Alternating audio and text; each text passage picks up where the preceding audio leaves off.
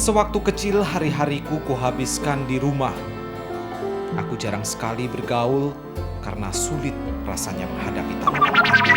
Aku sering tersinggung jika ada yang menatapku seolah aku adalah makhluk aneh. Wajar bukan? Aku hanyalah manusia biasa. Seringkali mengalami kesulitan untuk mengendalikan emosi saat ada orang yang mengejekku. Ya namanya anak kecil itu dengan kepolosan dia, dengan apa, asal keluar ngomongnya itu wajar-wajar aja lah ya. Dan terkadang kalau memang ada orang tua ngomong seperti itu ya kita anggap ya, otomatis dong ya, udah kayak gitu pasti merasa perasaan itu udah pasti terasa di hati, udah pasti. Sewaktu kecil hari-hariku kuhabiskan di rumah. Aku jarang sekali bergaul karena sulit rasanya menghadapi tatapan aneh orang-orang sekitar. Kesalnya itu malah beranjaknya setelah dewasa. Kalau kecil itu saya rasa nggak begitu terlalu dirasakan. Ya karena mungkin kalau seandainya saya keluar, barangkali kita terjadi berontak dalam diri. Ya terasanya ya kepengen keluar, ya tapi daya kekuatan ya tidak ada. Nah kita hanya bisa ngeliat orang keluar, tapi ya misalnya duduk di depan lah kayak gitu. Ada sedih, pernah merasa terkucilkan. Terkucilkan ya mungkin mereka bisa bermain bola, bisa keluar, bisa jalan.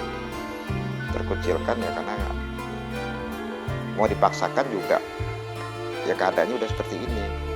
Ya paling pernah sih nangis pernah. Kesedihan seolah menyelimuti masa kecilku. Hampir saja aku putus asa. Maka rasanya seperti suatu keajaiban ketika aku bisa berjalan lagi. Jadi satu hari pas lagi mancing di jalan ya, lagi di kreator itu direndam di air, di dalam air mereka rendam sampai biru nih tangan si direndam badannya habis biru tuh suruh naik lagi. Nah, soalnya diajak mancing ke sungai karena di sana sungai ada sampan. Makanya dirapatkan sampan itu di tepi yang dilabatan singkong gitu ya. Ucapan karena itu lompat itu diinjakkan kaki ke bumi ini panas, terasa getaran di sini panas, kayak aku bisa jalan. Sebelumnya pernah mimpi dulu. Itu dia pernah ketemu sama orang kaya dia dengan dulu. Tapi tidak yakin sih ya bisa mimpi kondisi yang nggak bisa jalan. Rasa minder akan kondisi fisikku memang sempat menyergapku. Pernah minder ya, minder bener sih enggak begitu ya. Pernah nolak ya karena terjadi kontradiksi dalam ya. Kenapa aku kayak gini, kenapa orang bisa kayak gitu. Hak kita itu kayaknya tidak sama dengan hak orang lain ya, karena apa yang mereka lakukan tidak bisa kita lakukan. Namun kini seiring bertambahnya usia, ku buang jauh-jauh rasa itu. Untuk saat sekarang menerima ya, karena saya juga udah banyak sekali yang saya punya, kelebihan yang diberikan oleh yang di atas. Yang namanya takdir juga nggak bisa dilawan. Aku yakin kemampuanku tak kalah dengan manusia normal umumnya. Aku memang tidak pernah mengenyam bangku sekolah formal,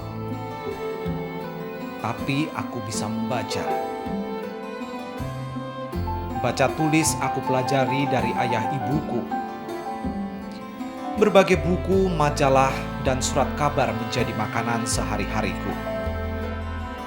Sama ibu, sedikit-sedikit baca tulis, ya abjad segala macam, sampai mengaji juga semua.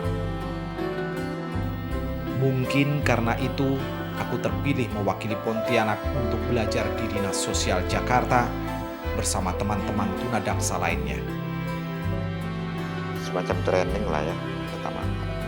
Kita juga melalui tes juga sih dari sini. Itu dari Depsos, terus coba-cobalah kamu ke sana. Nah, pas kita ngajukan, ya dikirim waktu itu 3 orang, 2 orang. Satu di penjahitan, yang satunya di elektronik ya. Dari pendidikan itulah aku menjadi paham tentang elektronik. Dan itu menjadi bekalku untuk hidup saat ini dan di masa datang.